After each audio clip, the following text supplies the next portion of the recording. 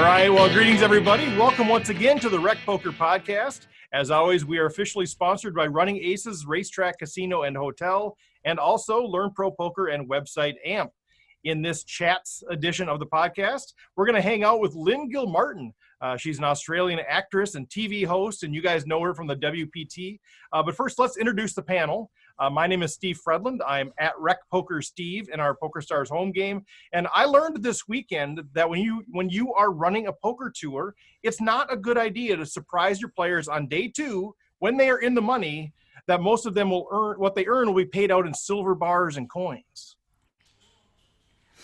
It's a good idea to not do that, yeah. I'm Chris Jones. I'm 5x5 on PokerStars and Twitter. And I was helping run a writing conference this weekend. So there's an old writing adage that says the key to a character is understanding motivation. And I think the same is true of a poker opponent. Oh, I just love that, Chris. Always bringing in the writing metaphors with poker. I'm Jim Reed, Bluff Storini in the home games, a Hold'em _Steelers on Twitter. And I just learned that from our friend Pet Vet that sometimes don't worry about exploiting opponents. Just play your ranges. Play smart, sound, mathematical poker. And I'm John Somsky. I'm Poker Geek MN everywhere. And I have a quote from Jack London. Life is not always a matter of holding good cards, but sometimes playing a poor hand as well.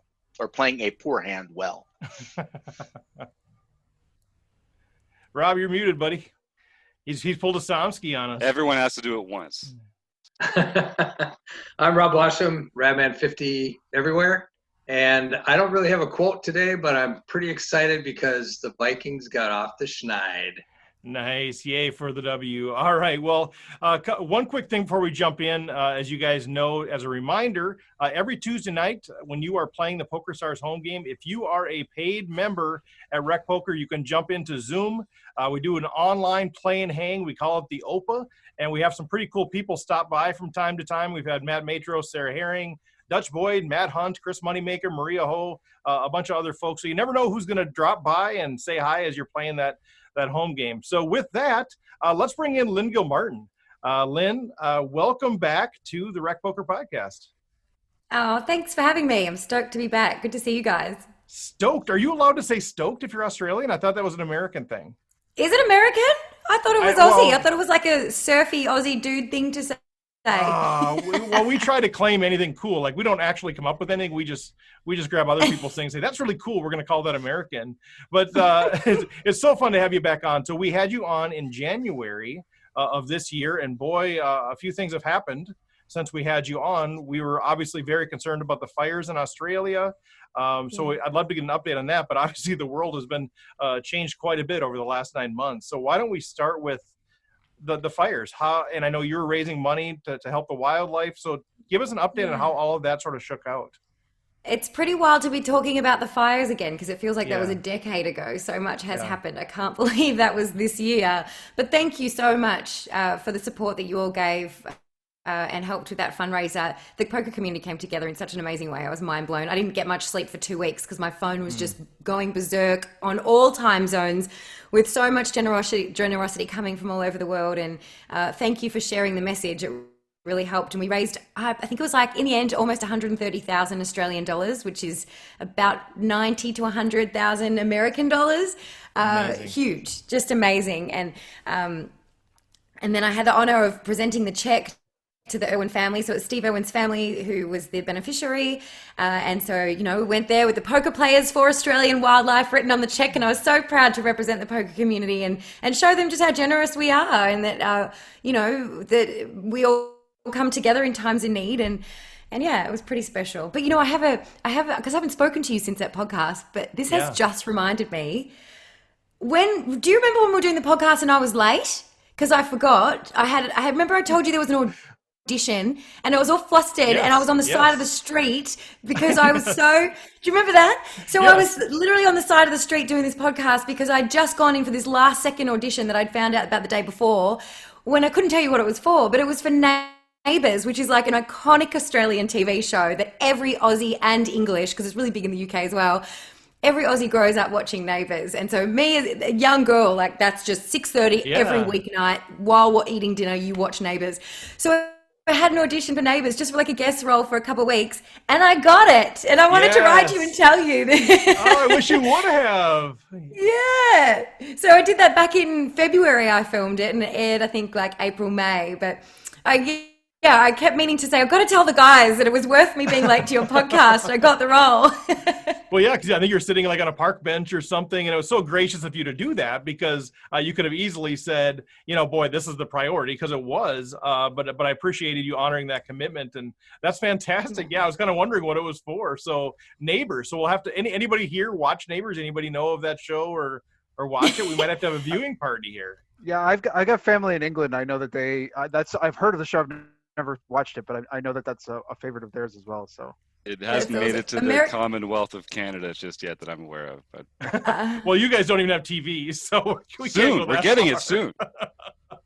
Well, congratulations, Lynn. That is fantastic. That's one of the things I actually wanted to ask you a little bit about is, your acting career. You've been in a few movies. Maybe you could talk a little bit about that. But if that's changed at all as a result of live poker, falling off a bit, if there's been more opportunities or if you're doing more acting than you have before. Yes, surprisingly, the answer to that is yes, and I can't believe it because the world is on pause right now. And I was in lockdown in LA, for the first sort of half of COVID so far, so up until June 1st. So we're in lockdown and we're just, there doing our online thing, and I popped up, I have a green screen and I'm making my videos and just, from the comfort of home and just in our little bubble there. And then all of a sudden this audition came out of nowhere for a film in Australia, and I couldn't believe it because I was like, what? Who is going into production right now in real life? And plus I'm on the other side of the world and the borders are closed. It was just very complicated. So I thought there's no way, I'll throw the audition up for fun, but there's just no way that I'll get this because I'll just get someone local. It's much easier because Australia has a 2-week quarantine. If you fly in internationally, you have to be put up, the government puts you away for 2 weeks. And so anyhow, sent in the audition and I couldn't believe it. Long story short, it went my way and it was such a jolt, like, whoa, because we've just been in this little isolated bubble for 3 months straight, barely leaving our front door just to open a package. That's about it.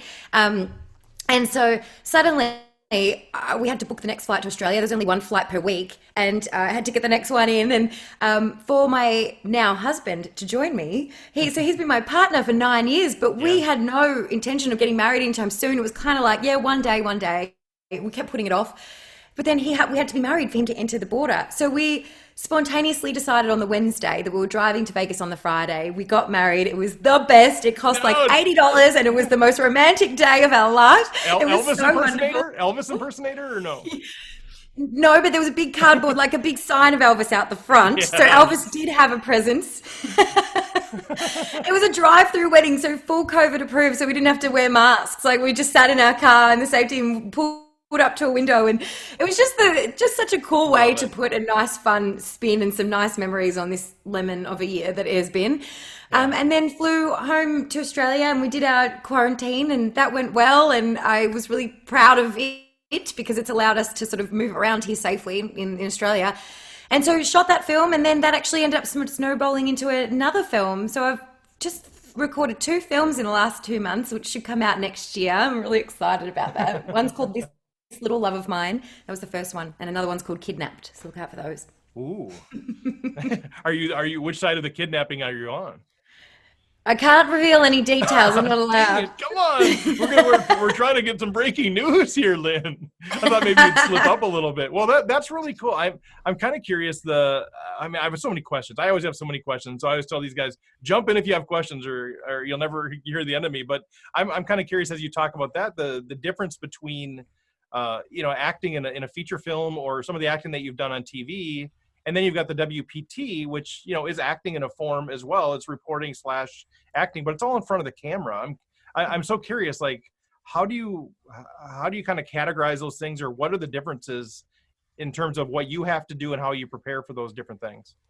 That's a great question, because a lot of people separate the two, especially in the industry, separate the two. Like you're either a TV host or an actor. Which one of you, but you're right, Steve. It's very similar. Like, it's being a host, you're being a version of yourself, which I'm sure you've all felt as when you're hosting a podcast. It's a bit of you're still you, but we have different versions of ourselves. It's not the us that's sitting on the couch watching Netflix, is it, on a Thursday night? Like, it's a certain piece of our personality that you sort of highlight when you're in front of the camera. So yeah, it is a character that you kind of then develop as well over the years slowly. I'm a different TV host now than I was 10 years ago.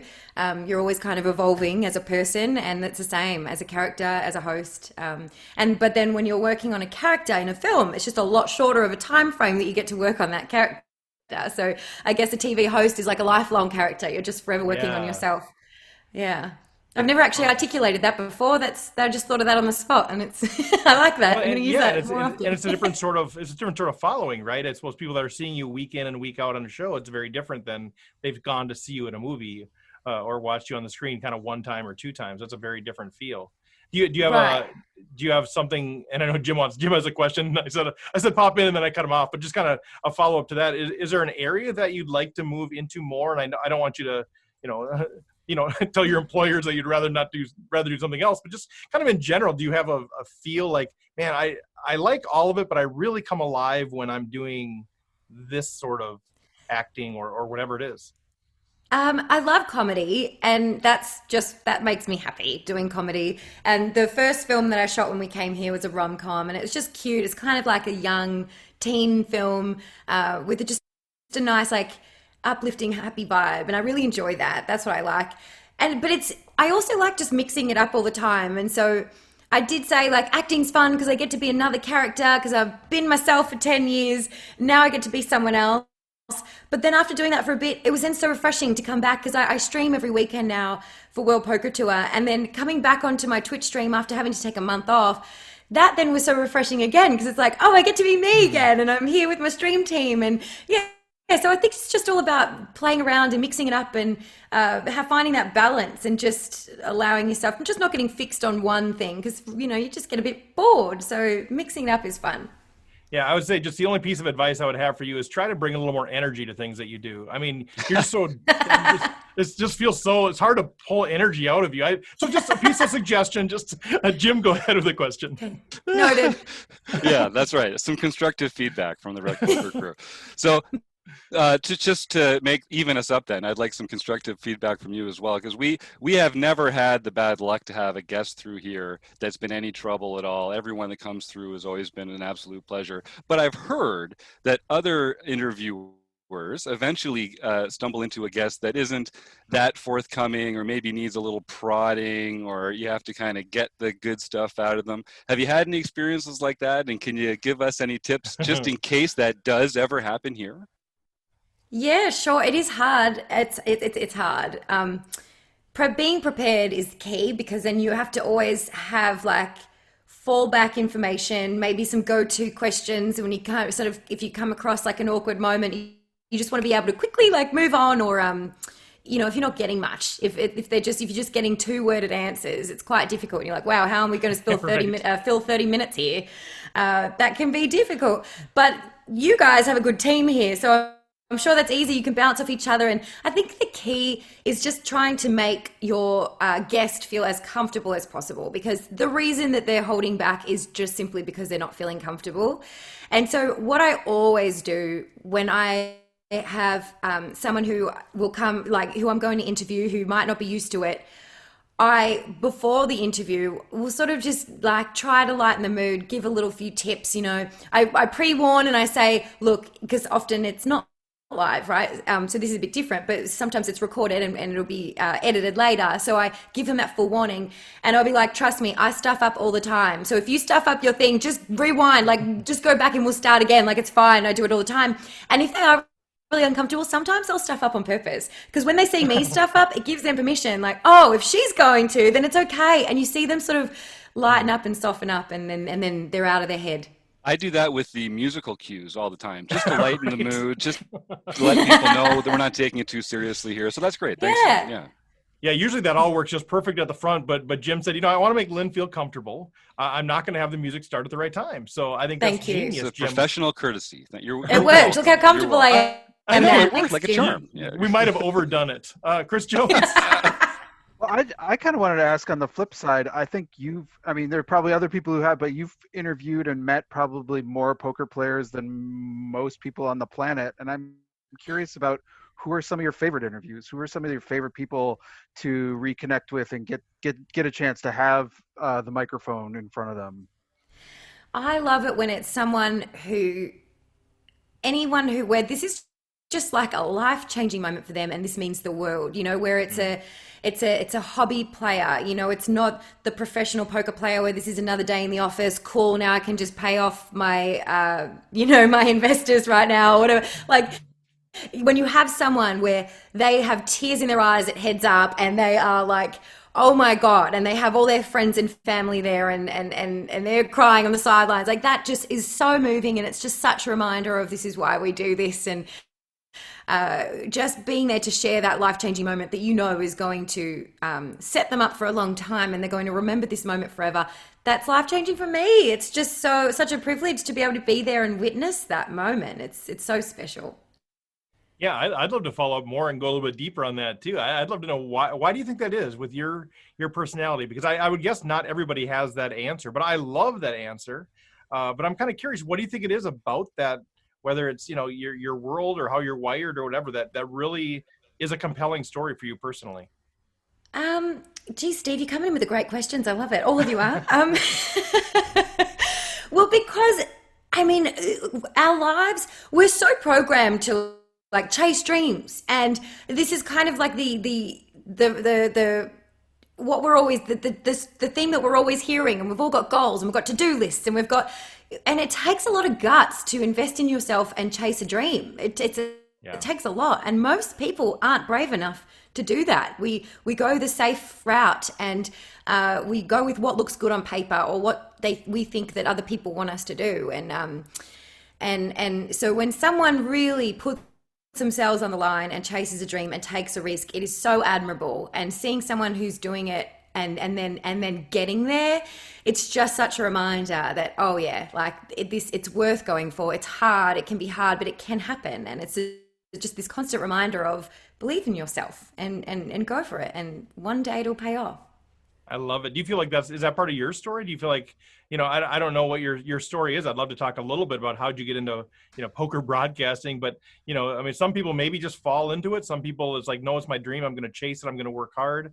I'm kind of curious if that's sort of your story is I had this dream and I chased my dream, whether it was that or acting, the motion pictures, whatever it is. Is that reflective of how you would characterize yourself? Absolutely. And it's all tied together. So as a kid, I always wanted to be an actor, and I was an actor as a kid. But then I was bullied a lot at school. I had some really nasty friends at school, and being a little redhead in Australia, they get picked on so much. I know this isn't a thing really in America, but in the UK and Australia, redheads get teased all the time.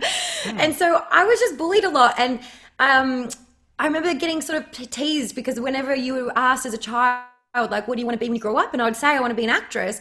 I was kind of given this messaging of like, who do you think you are? You'll never be that. And I started to believe it, which is really sad, when I was about 12, 13, and I was in a play and I fell over on stage, and that was my last straw. I fell over and I was so mortified, and it just confirmed all of the things that I was hearing, like, I'm not good enough. And I believed that. And so I quit.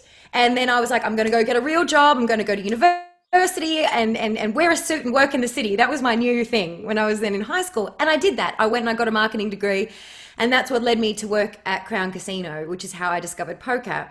And I really enjoyed the corporate route as well. Like I made the most of it and I enjoyed it, but YouTube was new back then.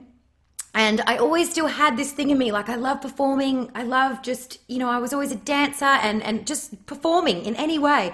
And YouTube was new. And while I was doing all the marketing and making brochures for the poker department, we decided to start a YouTube channel. And no one really was making online content back then. This is like 12 years ago, 13 years ago. And so we couldn't get a budget for it because no one at the organization really understood what it meant. So they gave me the microphone to start interviewing the players, and the little performer in me that I had like shoved away for the last decade or more was so ecstatic, and it just snowballed from there. And I took after just doing it for a little while, Poker News then needed someone in the Asia Pacific region. They saw I was making videos, so they're like, oh, and so then I was like, I want to come with you. So I quit my corporate career, which was a huge, terrifying decision because, you know, on paper it looked amazing. I was 24 years old and I was kicking goals and climbing a corporate ladder and working at a huge casino.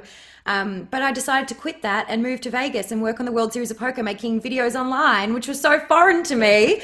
And my parents were terrified, but so supportive because they knew that I had always been this little performer and I was kind of chasing that again. And I'm so proud of the 24-year-old version of me who did believe in myself enough to make that huge investment in myself. It was a big, scary risk, but it paid off. Oh, I love that. I was getting teary-eyed actually thinking of little 12 and 13-year-old Lynn falling on the stage and getting teased. And it's a story of so many people. Like it's so sad, and it does just dampen our spirits. And I think there's a lot of people like you that have that in them, that it was dampened, but they never got over that. I think there's a lot of people that are inside waiting to come fully alive, but they need somebody to give them permission to do it. So I'll just give you permission. If you're out there listening, come alive, do something, come alive. You only do this thing once as far as I know. So try to break free from, you know, what other people tell you and just live the life you want to live. But I'll stop that diatribe for now. But I felt the weight of that. And I'm so excited that you're able to find the avenue to come back to that childlike wonder of that. So it's beautiful. Mr. Somsky. Yeah. Well, I first just wanted to mention that redheads do get teased in the U.S. as well. Wait, is that? I don't even see any hair there. Is that? What red? hair is there is red, besides the part that's going gray. But anyway, my question was, you know, I've followed your career for a long time, ever since you've been with Poker News, and I loved when you had the podcast with Sarah and Christy, pretty broad. Yeah, yeah, that was a good podcast. But my question was more along, now that you've been in the industry, have you grown to actually like to play poker, or do you prefer just being behind the scenes? I do love playing, and I do play. I'm now streaming. That's what COVID has made me. Has led me into, which I never in my life ever thought I'd end up on Twitch streaming poker, but I love it. And I do play. I play like home games. When I was in LA, there was a few home games that I was playing in, and my husband had a home game in Mexico City. So whenever I was there, I'd play there as well. So, and then on stop, like whenever I was on tour, if I got a chance, I'd hop in just like a 1-3 cash game. Just, I keep it low stakes. The thing is that I don't dedicate myself as much as I should to studying the game. So I'm more of a donor to the game and I play for fun, but I have so much respect for those of you who play full time, because it's such a roller coaster ride, and it's hard, but I love the game. It's just so fun when you sit there and you just get into a real good zone and you've got a great table and you just end up sitting there until 4 a.m. because you're wide awake and so like into it, and you get to actually cash out and make a profit. Like, it's just the best feeling. So I love it. I love the game. I almost spit my water out when you said I'm more of a donor. That's kind of like, you know, hear the different roles people have in the poker community. I'm more of a donor. That's kind of what I do. well, one thing I wanted to touch on too. I mean, time just flies by in this stuff. I could obviously talk for hours, but you know, before we wrap up, I want to make sure that one thing we bring up is, of course, Mike Sexton. You know, that we've all seen. I think most of us have seen the tributes and some of the things that have come down the pike, and I know you've been interviewed countless times about this already, but for those of us who are part of Rec Poker Nation that maybe haven't heard your perspectives on Mike, you know, we're pretty much asking this of every guest at the end, because you know, the common theme is, of course, you know, we talk about, you know, when people die, people generally say nice things about people. You know, it's the right thing to do, but sometimes you can tell it's a little bit forced. With Mike, we don't see that. We see this genuineness. And obviously, as somebody who's worked incredibly close with him, I'm sure know him very well. Really, you know, how do you boil this down now that maybe you've had some time to process it? You know, as you think back on the life of Mike or the impact he had on you or the community, how do you even start to summarize who he was and what he meant? He was just a beautiful man. He just lit up every room he walked into, and you're right, like the response online, the flooding of stories and love for him, it was beautiful. It was overwhelming, and you're right, like, just no, I don't think there's anyone else in the world I've ever met that would have a reaction like that from the world, and it just is testament to the man that he was. And he was a leader in our industry, and just dedicated his life to the game, but did it with pure kindness, pure just love for the game and for players in the game, and was always spreading a positive message. And he just did wonders for poker, and we are all here now because of that and because of his efforts. Before any of us saw the game the way he did, he was a visionary, and it was just such an honor to be able to work alongside him. And he was my mentor without even like trying. He just led by such a good example at all times, and was always ready to make everyone who crossed his path feel special. He wanted everyone to feel welcome. Like no one was ever on the outside if Mike Sexton was standing there. He included everyone as much as he could, and I just think it's just such a beautiful way to live. And he had so much love in his life because he gave so much love. And if anyone can take that away, if anyone's feeling lonely, like we get what we give more. Just if you want to feel more love, if you want to feel, just give it, and the more you give, you will get back. It's just natural. And Mike is a perfect example of that. Oh, that's so well said. I'm curious if there's any one moment that really stands out where, from a joy perspective. Obviously, there's been probably a lot of profound moments with Mike, but is there one moment that where you just like it just causes you to start laughing every time you think about it, or just brings a huge smile to your face? Is there anything that stands out? Just any time he was in the room, like his laugh, his chuckle, he just was the best. I told this story on the memorial, but it was just the highlight of the final tables so often was our lining up for the photo, because all the poker players are sitting there, and you would just hear him. We were all just smiling in silence, like, okay, it's time for the school photo. Let's get the cards in the air. Let's go. But Mike would stand there just doing this chuckle to himself to make sure his smile was authentic, and he'd just be like, but I honestly think he thought that no one could hear him, because he never would bring it up, and we would all be laughing because of his chuckle. And sometimes we'd say it, but he'd be like, huh? Like it was just the thing that we were just ready to hear at every photo opportunity was Mike's chuckle, and it would just get everyone laughing and smiling, and that was just a perfect representation of his personality. He just always had people smiling, and his big, beautiful smile whenever he was in a poker room was just the best. And whenever the dance floor would fire up, like at poker parties, he was always the first on there. He just loved to dance, and that's just beautiful, right? He just loved life. It's just being free, right? Just being free. Yeah. That's so good. So what's next for you now, Lynn? So we've got a couple of movies that you're apparently not going to give us any inside scoop on, but you got a couple of movies that are out there that are coming out. But what other projects are you working on, or you have coming up, or what does it look like? So I am.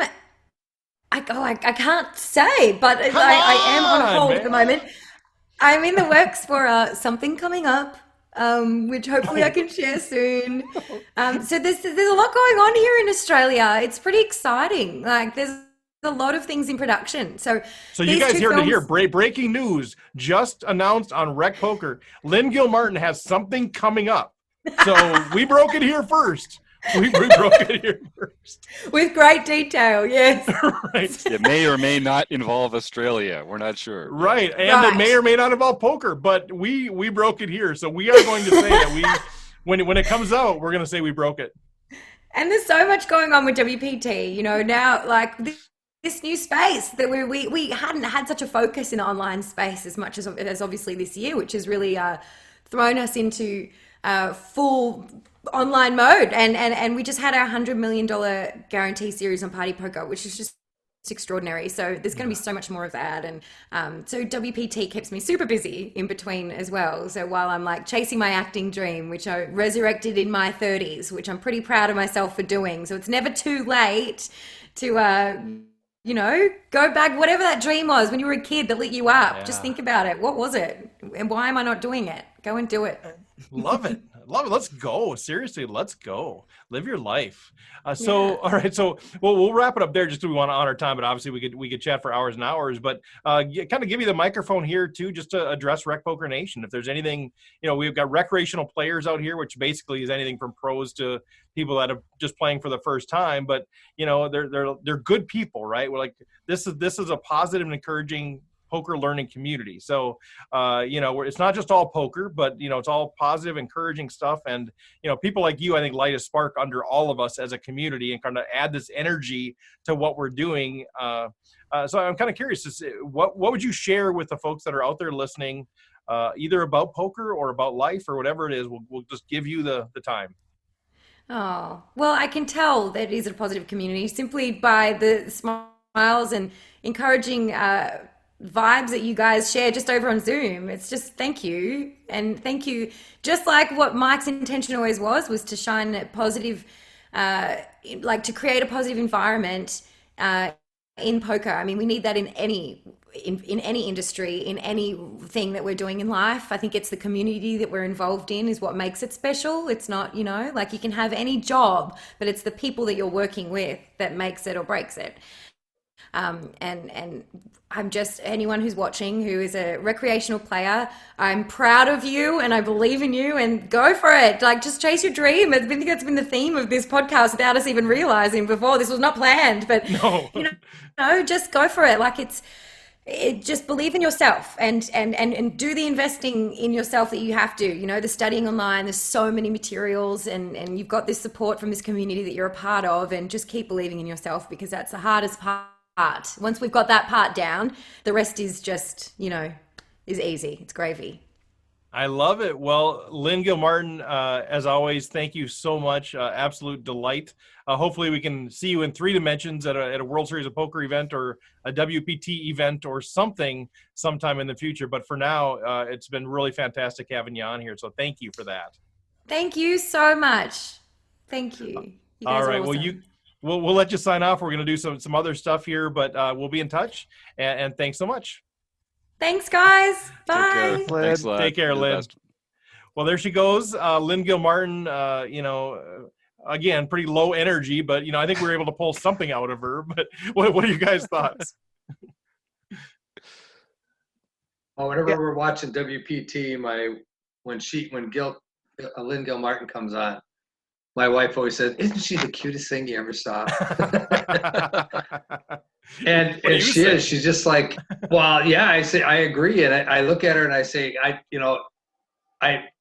look at her like a daughter. I think I'm I'm proud of her because of the way she is. She's so real. She's so honest. She's so cute. She just, I feel like, boy, I feel like I'd like to protect her and make sure that she always has that ability to be who she is. Yeah, and I think about that. Still think about that fundraiser for the fires in Australia, and like how she's always talking about, the poker community is so generous, and they are, and there are lots of instances where the poker community is so generous. But part of the reason people were so generous was because of the way that she's been able to connect for so long with the poker community, that people showed up for her too. It was sort of like, it was a testament to the poker community, but it was also a testament to her, which, is really great. I totally agree. I think she's built these relationships. She's done that stuff, but she had such a passion around that. People are like, man, if Lynn's is passionate about it, I should support her. Sorry, John. Oh, I was just going to say, and she's, completely genuine, it seems like. I mean, it's really, it's tough to tell, but her personality is very consistent, and she's just so welcoming and, fun, and great person. Yeah, it does. It seems genuine too. I mean, I feel the same way about Sarah Herring. You meet Jeff Platt. I mean, you meet these people in real life, which I've had an opportunity to do that, and they just seem genuine there. And I guess they could be acting there too, but they wouldn't have to be. They weren't in front of a camera, that sort of thing. Just like you talk to these people and you're like all fired up and you don't even know why. They're like, there's all this excitement as an introvert that just pulls it out of me. I'm like, all of a sudden I'm like, yeah, let's go. So it's very infectious for sure. But man, I love hearing her story too. And I love hearing people that kind of overcame something. Now, some people out there listening might go, well, they didn't overcome that much because, they didn't went through what I went through. But mean, being bullied, falling on stage, these are real things that are hard to overcome. And so kind of like Rob, I'm proud of her. When I hear that story, I'm like, yeah, way to go. Way to grab life back. I love it. Any other thoughts or comments? Sorry, I went off on a tangent there, but man, that was fun to chat with her. Well, I remember distinctly in senior kindergarten, my pants coming undone in the middle of a play for all the parents, and let me tell you, that stuff sticks with you. It does. You don't forget. You do not forget. Senior kindergarten. What is senior? Yeah. Is that like second? Oh, is that not a thing in the States? No, we have one. Oh yeah, no, we have like preschool, and then we have junior kindergarten, senior kindergarten, then grade 1. And it works up from there. Wow. Yeah, okay, we're very advanced. So you must have been 29 when you graduated high school. That's how it works. Yes. Do you have junior first grade, but senior first grade? Our years are only worth 75% of your years, so they go by a lot faster. Oh, there you go. In Canada, they have a senior kindergarten prom too. That's where we choose out. That's where the town crier career path starts. You have to get on that early. There's a lot of training.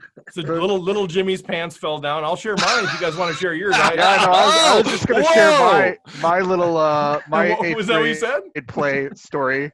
I had the lead in an 8th grade play, and halfway through I forgot all my lines, so I went back to the line that I remembered, which was the first line of the play.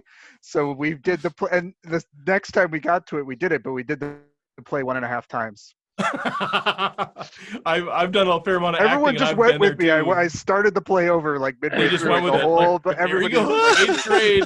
The parents are all kind of laughing. And, I've had the deer in the headlight moments when I've been acting like I have no idea what to say here, and everybody's looking at me. But I'd say my moment was 9th grade band. In band practice, I threw up into my trombone. So I'm sitting next to Paul, and I'm sick, and I'm still trying to fight through it. And I threw up into the trombone, and splits everywhere. And I'm so shy. I'm so introverted. I'm already a disaster being at school. I just set the trombone down. I ran outside and just waited until the teacher came out and found me. Oh, it's so hard to be a kid. Oh, man. Anybody else want to share or no?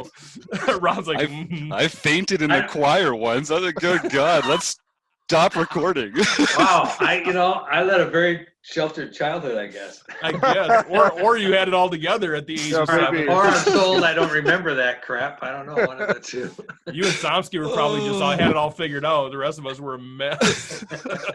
I'm crying. I'm laughing so hard. I am too. I have tears running down my cheeks right now. I hope that you can't see that. It's a good laugh, right? That's sort of what Lynn was talking about. Just laugh, man. Mike Sexton made people laugh.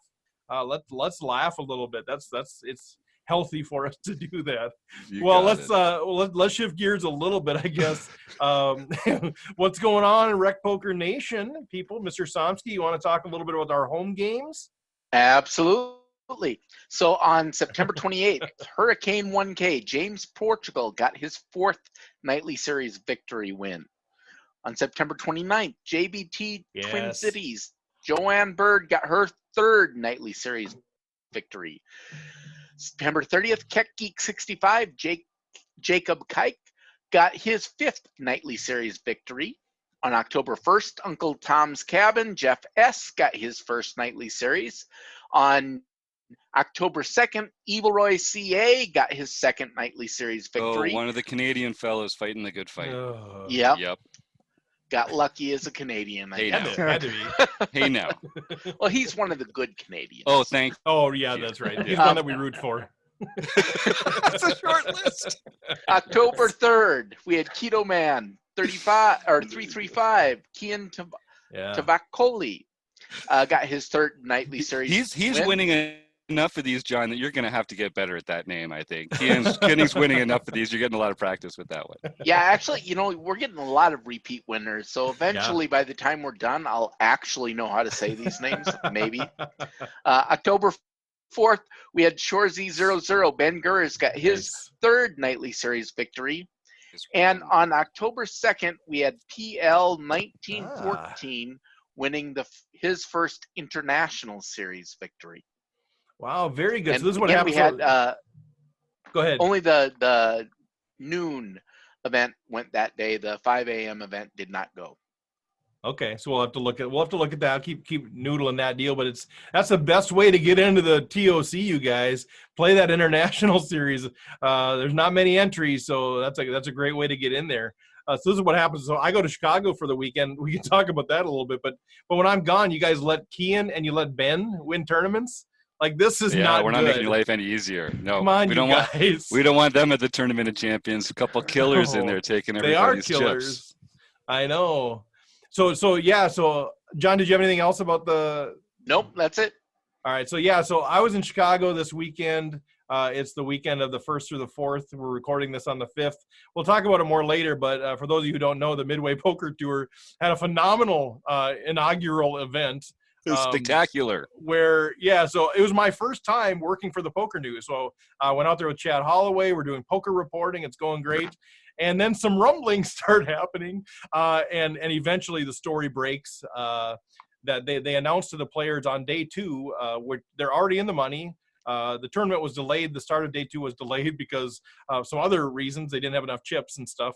But then they announced to the players that, oh, by the way, you guys aren't going to be getting cash payouts. Well, you'll get a little bit of cash, but the rest of it's going to be paid in silver.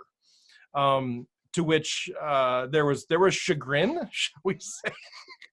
And it worked out okay for the first few people because they took some of the other cash and used that and gave cash payouts. But long story short, and there's a whole story that Chad Holloway wrote, kind of broke the story. He did a lot of investigative research and kind of find out the whole story about what's going on there. But it was bedlam. The tournament stopped for a couple of hours while the final 10 players were figuring out if they're going to play. Should they not play or should they play? If they play, they're sort of accepting the terms of it. If they don't play, they can maybe take some legal action. The Attorney General was on their way over.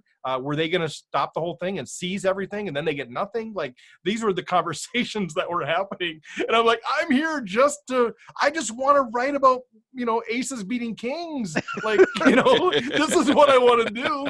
But of course it was super interesting. A lot of this stuff is public or whatever, but Saturday night we're trying to figure this thing out. We have no responsibility, but we're working with so the owner, Dan Bekovic, had fled. Nobody saw him from like noon Friday or noon Saturday on, and he never showed up Sunday either. So he was gone. Nobody knows where he was. Well, somebody probably does. They had brought in Jeremy Smith, who was Smith, I believe. He's the tournament director for the HPT. They had hired him in to actually do the tournament directing. Well, Saturday night he said, I'm not showing up Sunday. He left. He said, I'm not going to be associated with this thing. Chad and I are talking about what's Poker News' role. Are we going to stay here or not? Because do we want to be a part of – because it's clearly things are going to break on Sunday. So it was interesting times, to say the least, at least up till 2 plus in the morning, trying to figure out what's our role because we're trying to all chip in and protect the players, but we don't have any responsibility. We were just hired to do the news. Eric Anderson was hired to live stream the table. Paul was hired Jeremy was hired to do the tournament directing. And now here we all just are left holding the bag. Like, here you go. So it was phenomenal. It's super interesting, and $200,000 plus to be paid out on Sunday. And so, I could talk for hours and hours, but that's sort of the hint. We're talking about maybe doing a podcast and getting the folks that were at the final table. Maybe Chad would come on.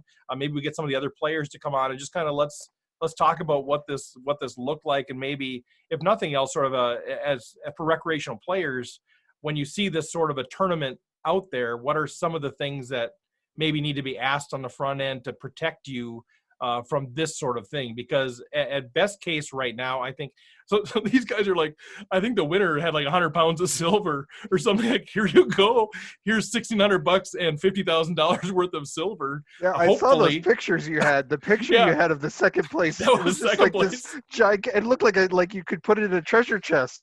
Yeah. Home with it, They were walking around these silver bars, and like the first people were getting like bags of coins.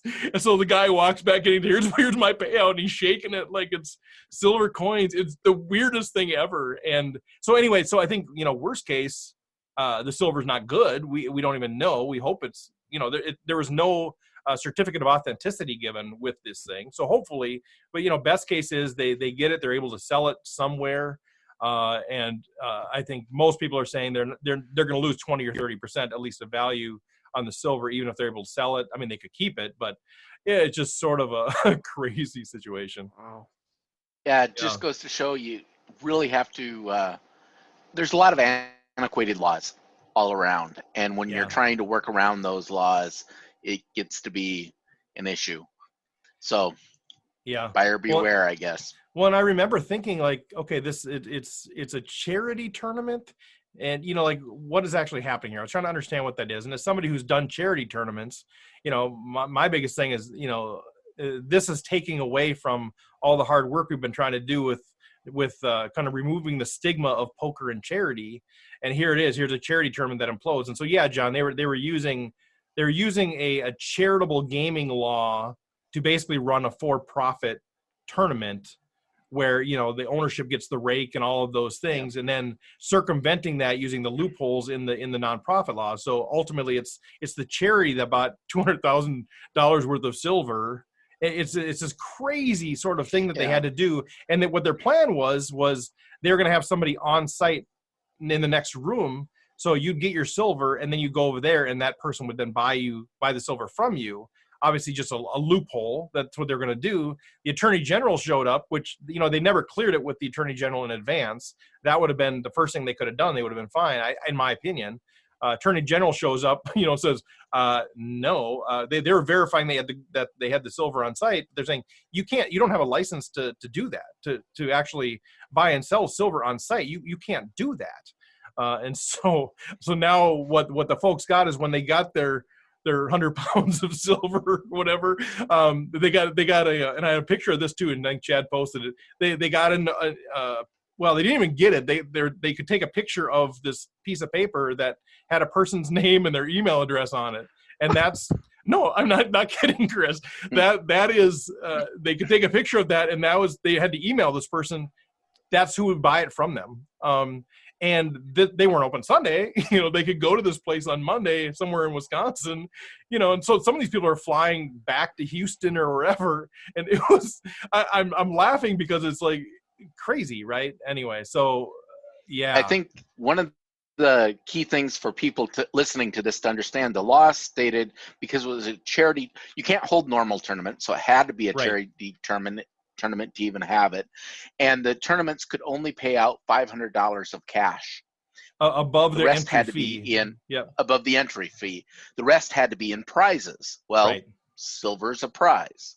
So evidently other places have done this, and they've coordinated, so they have someone on site to basically buy the silver or gold back at the value that you're supposed to get paid out, so you in essence get paid out what you're supposed to. But evidently things here did not go quite that they didn't quite have that figured out. And I don't know why they couldn't do gift cards. I don't really know why they couldn't do other prizes that weren't like precious metals. But the funny thing too, and then the folks are like 10-handed, and they're like, well, they're worried that they're going to come get shut down and seized, and they're not going to even get their 1,600. So first we said, well, can they go pay out the 1,600? Okay, good. They went and got the 1,600, the 500 plus the 1,100 buy-in. So they all got their cash. Then it was like, well, should we just chop this thing? Well, then the people running like, well, you can't chop it because unless you have like a really good hacksaw or something, like there's no way to chop it. And like all the bags and everything had been like pre-assembled to there's no way to chop it, even though they never said in the thing they couldn't not chop it.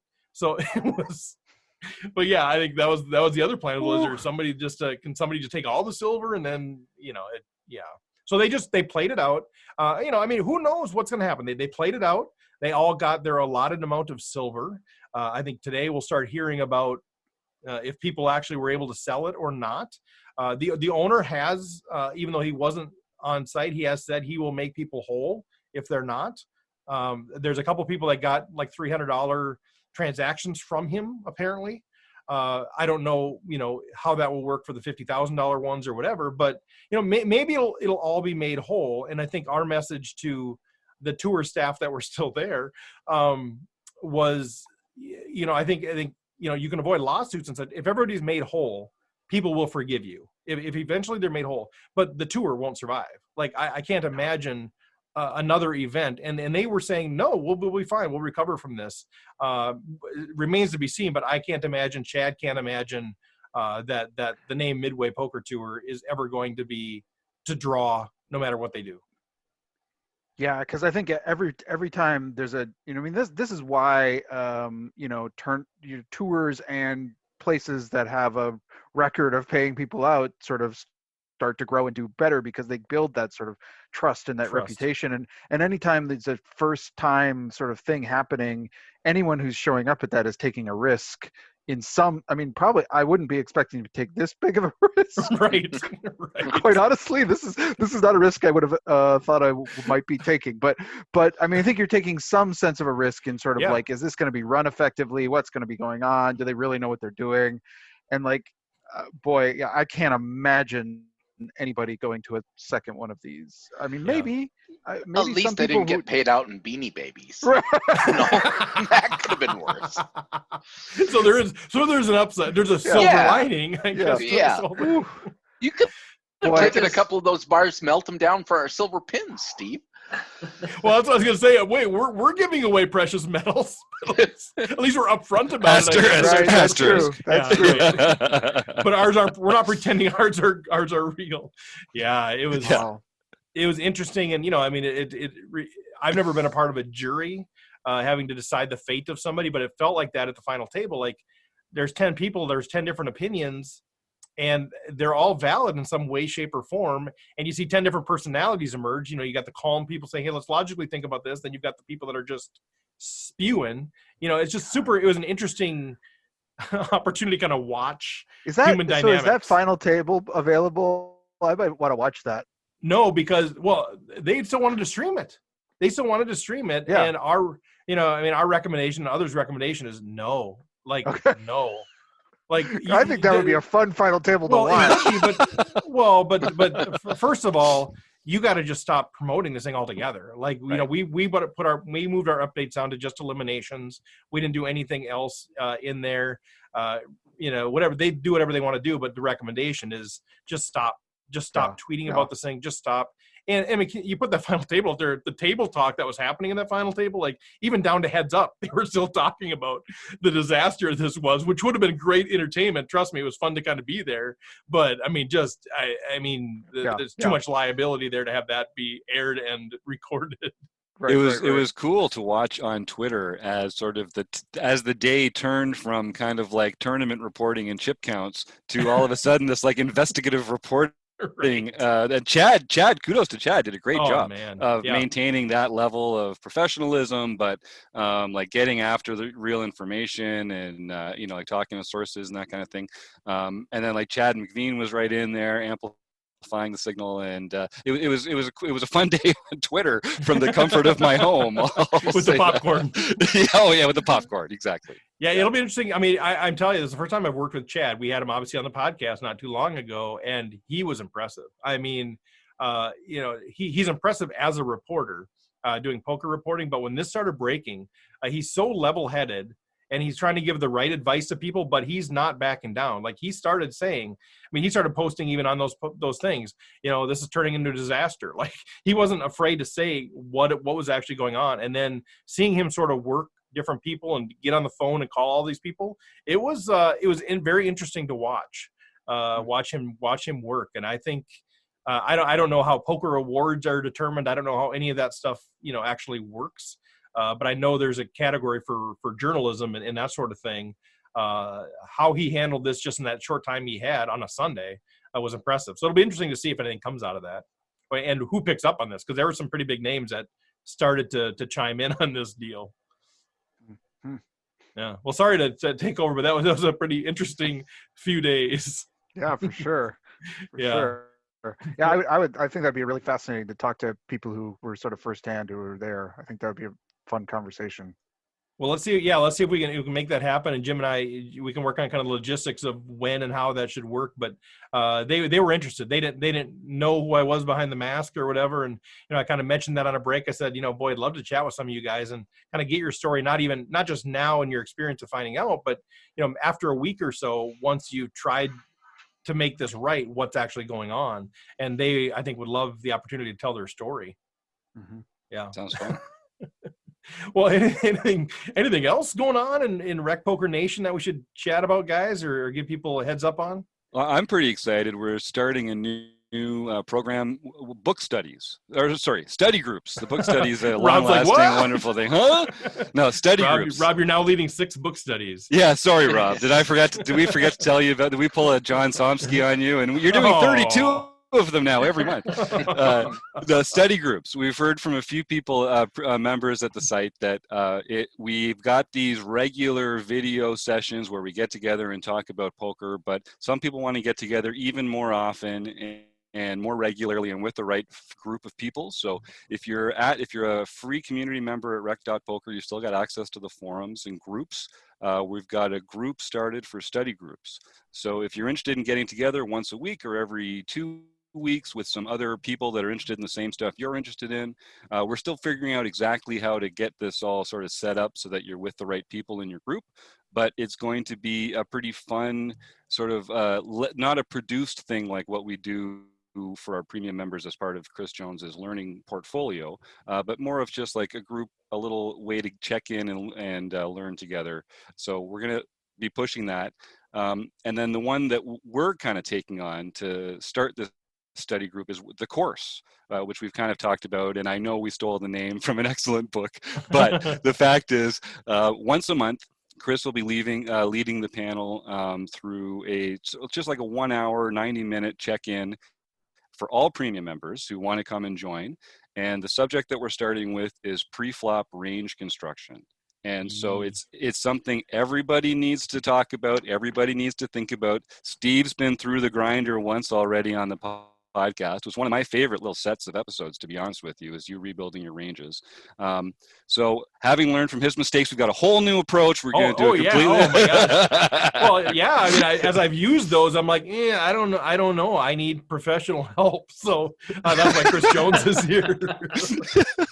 So we're still working out exactly the details of that, but it'll be something like once a month on a Wednesday, of course, because that's where we do a lot of our stuff. So there's a group for that at rec.poker as well in the forum. So if you're interested in opening ranges, calling ranges, 3-bet ranges, open fold ranges, different positions, different stack sizes, against versus different opponents, that's what we're going to be talking about. Come and join us every month. I'd be excited to hear how that kind of then dovetails in with like Rob leading the game plan too, because there's so many different ways to think about range construction, and got the rules based thing, and then you got all the way to like the frequency GTO sort of thing, and I think everybody kind of finds their sweet spot in there. So I think that'll be fascinating. So cool stuff. Anything else that we need to update folks on? I see some heads shaking. All right, good stuff. Well, as I mentioned, the Tuesday night deal, that is our play and hang. So just play the regular tournament. But if you are a paying member, you can jump into Zoom. The information's out on the website in the members area, and then we just hang out. Like we may or may not have really cool people that show up. Might just be me and other people that aren't so cool. But we have a lot of fun hanging out. You're cool, Steve. Yeah, I am. I think you're pretty cool. Oh, thanks, Rob. You're the coolest guy named Steve on this whole panel. Wow, that means a lot too. Yeah, I don't know. I just love, but I love hanging out. I love the Zoom stuff. I love the home games. So it might just be us hanging out, but we've seen some great relationships build out of that. I've seen people start getting together outside of that, and like that's just so life-giving to see the community kind of spill over into our real lives. So if you're not a member, that might be worth the $15 a month just to be able to jump in that. Try it out. It's super fun to do that. So check that out.